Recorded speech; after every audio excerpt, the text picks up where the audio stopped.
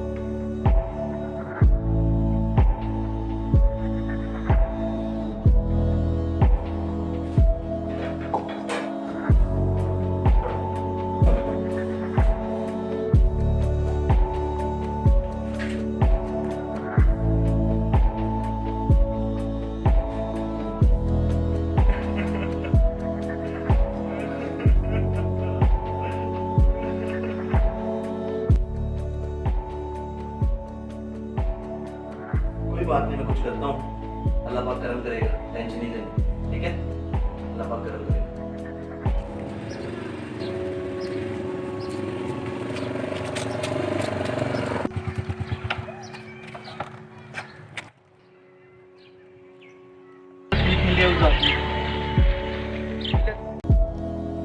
अल्लाह आपको और आपके घर वालों को हर किस्म की आफतों से महफूज रखे, आमीन। खुदा निगहबान।